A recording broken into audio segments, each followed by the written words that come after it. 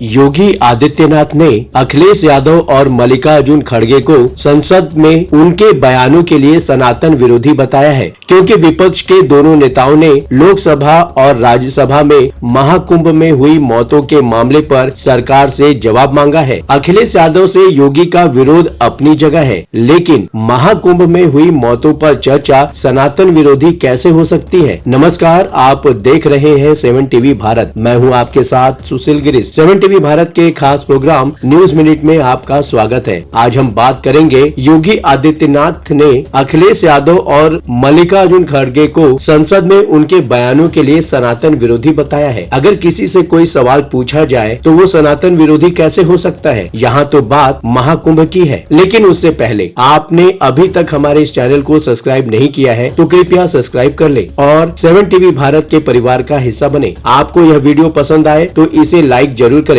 Comment box आपका है, बेझिझक अपने विचार कमेंट बॉक्स में जरूर शेयर करें। वीडियो में आखिरी तक बने रहिए। महाकुंभ में हुई मौतों के मामले में भी यूपी के मुख्यमंत्री योगी आदित्यनाथ का स्टैंड बिल्कुल वैसा ही है जैसा अगस्त 2017 में गोरखपुर के अस्पताल में बच्चों की मौत के मामले में था। तब भी वो सवाल उठाने वालों पर टूट पड़ते थे, अब भी वही कर रहे हैं। तब ये पूछा जा रहा था कि बच्चों की मौत कैसे हुई, अब ये पूछा जा रहा है कि प्रयागराज कुंभ में कितने लोगों की मौतें हुई हैं। अस्पताल में बच्चों की मौत की वजह ऑक्सीजन की कमी बताई गई थी, लेकिन योगी आदित्यनाथ और उनके कैबिनेट साथी ऐसे सारे आरोपों को झुठलाते रहे। बच्चों की मौत की घटना योगी आदित्यनाथ के यूपी के मुख्यमंत्री की कुर्सी पर बैठने के 6 महीने के भीतर ही हुई थी, और वो भी उन्हीं के इलाके के अस्पताल में। अब योगी आदित्यनाथ कह रहे हैं मारिच और सुबाहु सनातन धर्म के खिलाफ षड्यंत्र रच रहे हैं, लेकिन धर्म को लाखों संतों का सानिध्य प्राप्त है। ऐसे में उसका कोई बाल भी बांका नहीं कर सकता। सनातन धर्म का कोई बाल भी बांका नहीं कर सकता।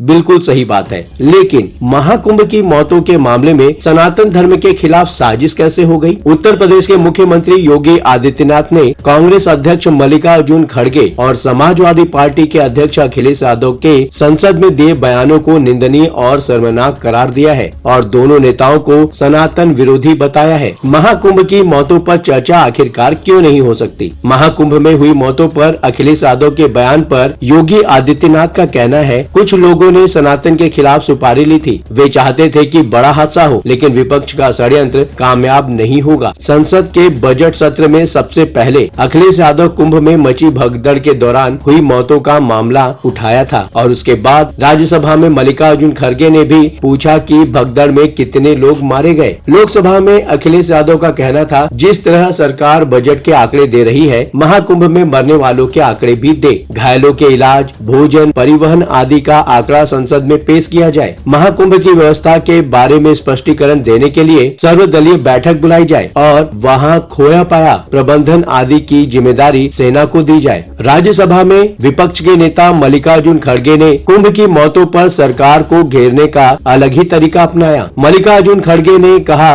29 जनवरी को महाकुंभ में हुई भगदड़ में मारे गए हजारों लोगों को मेरी श्रद्धांजलि। जब सभापति जगदीप धनखड़ की तरफ से ये बयान वापस लेने को कहा गया तो बोले ये मेरा अनुमान है, अगर आंकड़े सही नहीं है तो सरकार को बताना चाहिए कि सच्चाई क्या है। अगर मैं गलत हूँ तो मैं माफी मांगूंगा। कांग्रेस नेता मल्लिकार्जुन खड़गे का कहना था ये मेरा अंदाज है, ये गलत है तो आप बताइए, अगर ये सच नहीं है तो आप बताइए क्या सच है। योगी आदित्यनाथ कहते हैं हमें दुख है, इतने वरिष्ठ नेता और सबसे पुरानी पार्टी के अध्यक्ष से यह उम्मीद नहीं थी कि वो संसद में ऐसे विवादित बयान देंगे और गुमराह करेंगे। ऐसा ही एक बयान सपा प्रमुख ने दिया। दोनों पार्टियों में होड़ मची है, कौन ज्यादा सनातन विरोधी हो सकता है। अखिलेश यादव और मल्लिकार्जुन खड़गे को योगी आदित्यनाथ पुरानी बातों की याद दिलाते हुए घेरते हैं। कुछ लोग ऐसे भी हैं जिन्हें सनातन धर्म का ये विराट स्वरूप अच्छा नहीं लग रहा है। ये वही लोग हैं जो राम जन्मभूमि का विरोध करते रहे और कुंभ जैसे आयोजनों पर भी सवाल उठाते रहे। ये वही लोग हैं जो कोरोना महामारी के दौरान जांच, इलाज और टीकाकरण का भी विरोध कर रहे थे। बेशक ये वही लोग हैं जो पहले भी सवाल उठाते रहे हैं। मुमकिन है सवाल उठाने का मकसद राजनीतिक विरोध भी हो, लेकिन क्या महाकुंभ में मौतें नहीं हुई हैं? मौतें तो हुई हैं। ये भी ठीक है कि मौतों पर सरकार की तरफ से 30 लोगों की मौत की बात बताई गई है, लेकिन आंकड़ों को लेकर उठ रहे सवालों पर भी तो जवाबदेही बनती है। ऐसी कई चीजें सामने आई हैं जिसकी वजह से मौतों का बताए जा रहे सरकारी आंकड़े पर भरोसा करना मुश्किल हो रहा है। और अगर मौतों के आंकड़े पर संसद में जवाब मांगा जा रहा है तो बताने में दिक्कत क्या है, क्योंकि संसद में सच बोलना मजबूरी हो जाती है। ये नहीं भूलना चाहिए कि मौतों पर उठते सवाल सिर्फ राजनीतिक दलों के नहीं है, आम लोगों के भी हैं। उनके भी हैं जो कुंभ में अपनों को गवा चुके हैं। आखिर कहां चले गए वे लापता लोग, ये सबसे बड़ा सवाल है। महाकुंभ में भगदड़ की घटना को हफ्ता भर हो चुका है, लेकिन अब भी कई श्रद्धालु ऐसे हैं जिनकी तलाश जारी है। ये वे लोग हैं जिनका नाम ना तो घायलों की सूची में मिला है, न ही मरने वालों की सूची में, और न ही ये लावारिस लाशों में पाए गए हैं। सबसे बड़ा सवाल तो ये है कि आखिर 29 जनवरी के हादसे के बाद से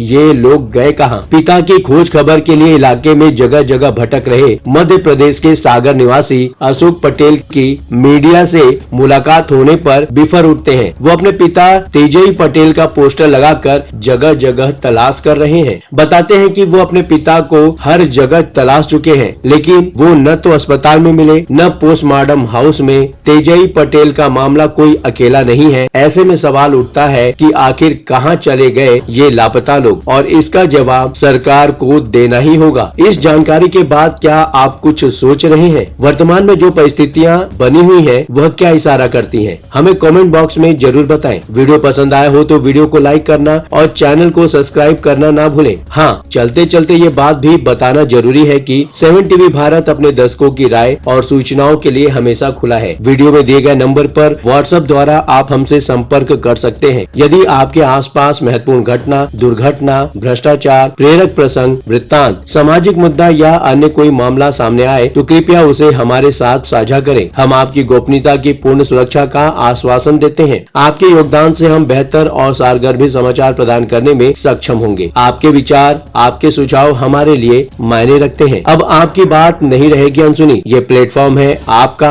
आपकी आवाज को बुलंद करने का। लगातार खबरों के लिए बने रहिए 7 टीवी भारत के साथ।